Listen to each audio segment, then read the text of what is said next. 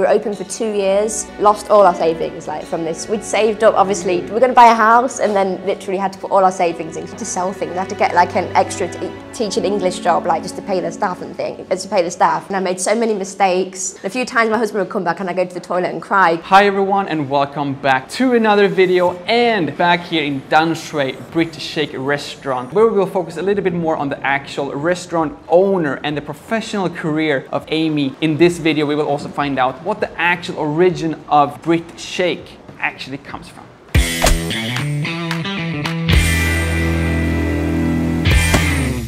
I worked as like a bushi band teacher for a year. I missed the catering industry because it was something I really enjoyed, like doing food and like the service and things like that. My husband was in a job that he didn't really enjoy. One night I just came home and I just said, I really fancy a change. I want to go back into a restaurant. And he said, why don't we just open a business? So this was all his idea? This was his idea, yeah. Does he cook? He doesn't cook. I was scared because I thought I want to work with food, but I'd never done business before. For me, it was just like a new, like scary thing, you know what I mean? He'd had business experience before, so he was more kind of confident like that. So I thought, well, you know what, let's give it a go. I'll keep my daytime job and then we could do something in the evenings, you know? So we decided to open a night market stall in Gongguan. I told people that I was a chef from the UK, and the reaction I got from everyone was British food is, what does UK food, what does it like have? Come on, you have so many things. It's like fish and chips.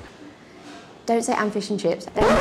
Scones. A good breakfast, cottage pie. Oh, beans. Beans. Like beans on toast is good though. Yeah, and you have like, you know, super original stuff like milk tea stuff. So I just kind of thought, wow, if I opened a British restaurant, it's probably just going to go straight, like, you know, fail, you know. So we just decided to put a little bit of money into a night market stall. We have milkshakes and baked potatoes. Everyone knows how famous the British milkshakes are. Oh yeah.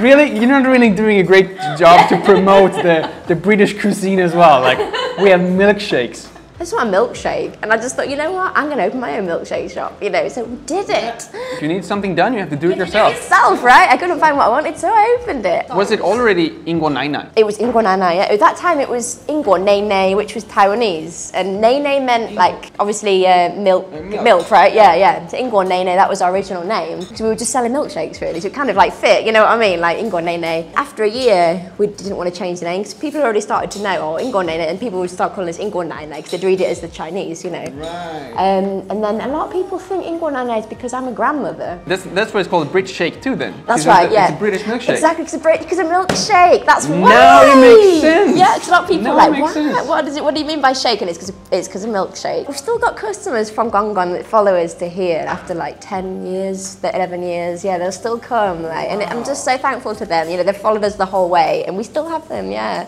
How challenging was that to first find yourself in Taiwan, with Google Translate being what it was at the time, who apparently works wonders for relationships? It does. It'll get you a Taiwanese guy or a, you know. How did the Google Translate help you with your relationship with Taiwan? How was that when you first came here? There was none. Yeah. So it was like you had your computer at home and you could translate then, and then you probably go out and use your Chinese from what you'd written down. It was challenging for a start because there was only me and my husband at the night market stall, and sometimes you'd have to go and like do other stuff, you know, buy stuff and things like that, and I could be a whole afternoon on my own, not knowing any Chinese and selling to customers. And most people were really, really lovely, they were really patient, you know, but you could see some people were getting frustrated, obviously, because they wanted to buy something I had no idea what they were doing. I made so many mistakes. A few times my husband would come back and I'd go to the toilet and cry because I just thought, oh my God, my Chinese is so bad. And you could see people getting a bit angry and things like that, you know, as lovely as Taiwanese are, understandably they get angry sometimes because they just want a drink and to go, you know. Right. But I think looking back, it was a blessing, because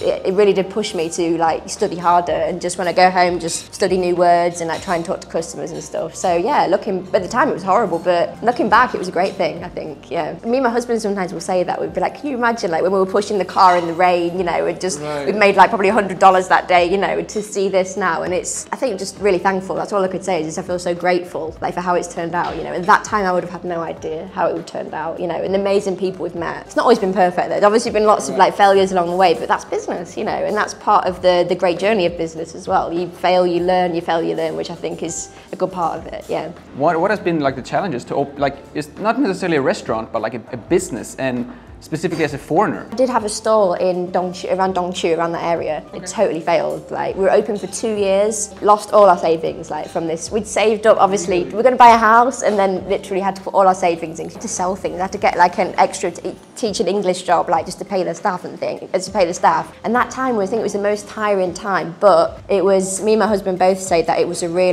great time for us, because I think it just built some strength into us, and it made us appreciate a lot more what we had, and it was a great time, because I think without that failure we wouldn't have pushed ourselves to go to the next step, you know what I mean, to be even better like entrepreneurs and things. So it was tough because we were tired, you know, and you can't show your staff that you want to cry, you know what I mean. How come Shini works when Zhongxiao did not? We kind of did it on a cheap budget, you know, and we had no experience of how like you have to lay out a shop properly, and because here it was all kind of already done for us, someone was here before.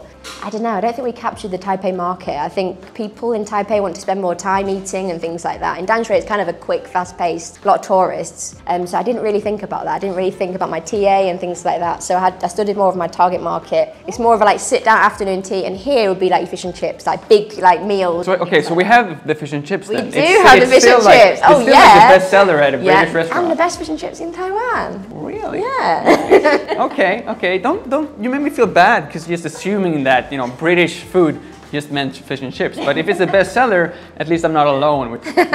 It is. It goes well. This is only like your restaurant side of things.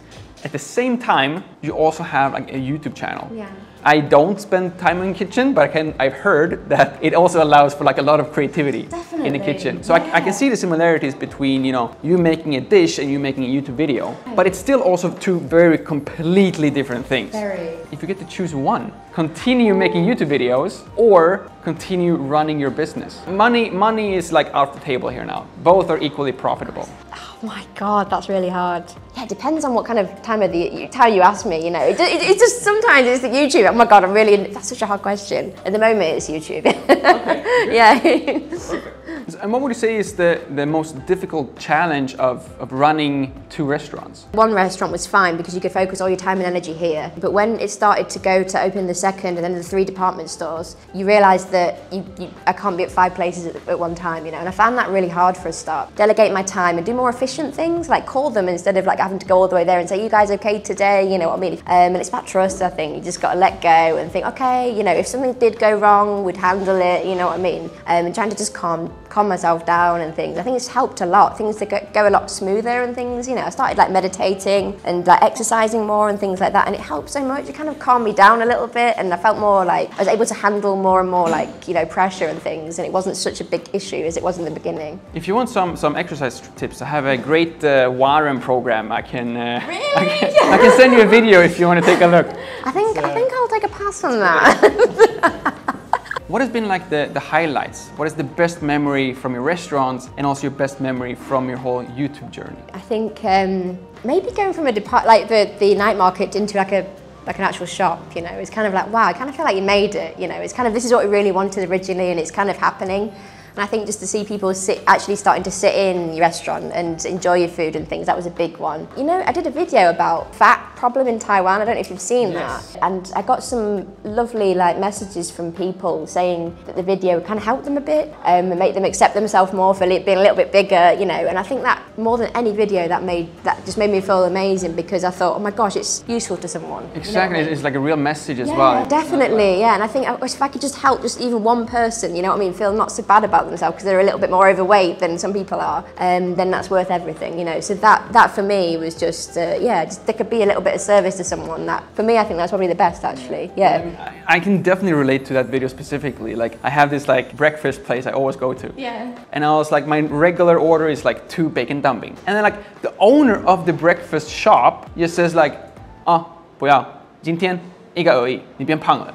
So like she refused to give me like. And actually, you're the customer. You're going to give her money. And I was exactly. I'm a paying customer, and she was like, no, I'm not going to give you 2 dumplings. You only get 1 today. 你变胖了. Oh my God, that's crazy. It didn't really hurt me. Yeah. But you know, it's something that I'm talking about now, 5 years later. You know. You remember it. You know. Exactly. Yeah. And I was like, every time I get comments like this, I'm always like, you know, it doesn't really bother me. but it could definitely bother someone else. Stan, definitely. If you weren't so, 'cause some people are really self-conscious, you know, and if that was the one comment that could tip them over the edge, you know what I mean, and make them feel really sad. And then now, after my latest Warren video with Ku, I've never received as many like, you look fat videos. Really? Like so many, because normally like we're sitting here, people don't see like my stomach, you know. But like if I'm standing up next to like the fit YouTubers, you know, and like I definitely agree. Definitely. But you aren't fat. Compared to like fit people, I'm fat. Let's say if someone comes here to the restaurant in Danshui or Xini, as the owner, what is your personal recommendations for people to actually order in this restaurant? I would say we've got the Scotch egg, which is it's a really traditional like British like appetizer, I would say. So it's like a egg. We have like an organic egg, and it's like wrapped in like pork and apple and onion, and then we like deep fry it and then we bake it, and it goes really well. I would that's really quite traditional. And the fish and chips, I would also say. I'll get that in there. It goes well and it's good, right? My personal favorite are the scones, actually. Really? They're delicious. Thank you. I'm glad You've to been spoiling hear me that. with the scones. I'm glad you like them. Thank you. So good. You have opened up 2 restaurants, 3 department stores. You have 1 very successful YouTube channel. I've got 3 books out in Taiwan, like cooking books. Wow. But I really want to do the 4th one as like just nutritional, maybe do Taiwanese food or English food, just like really nutritionally good for people. And that's kind of something I've always wanted to do. So I don't know when it will happen, but it will happen once. Sounds amazing. You just don't tell me how many calories there is in a bacon dumpling, and I'm like, I'm all good. That's the only thing I don't want to know. You got to balance though. Every now, I'm the same. I think you got to enjoy your food. You got to have desserts every now and then. It's important. Yeah, why not? Sure. Thank you so much for giving us a little bit more introduction of your restaurant empire. But you currently already have a website, or you can order online, right? We have Britshake.com, that's like island-wide, and we also have Shopee as well. So people, if you live in Taichung or you live in Kaohsiung, you can still get them within. We'll make them fresh that morning, we'll send them fresh that day, you'll get them the next day. So that's amazing. And of course, you will have links to all of that down in the description below, so you can get the traditional British experience no matter where you are here in Taiwan as well.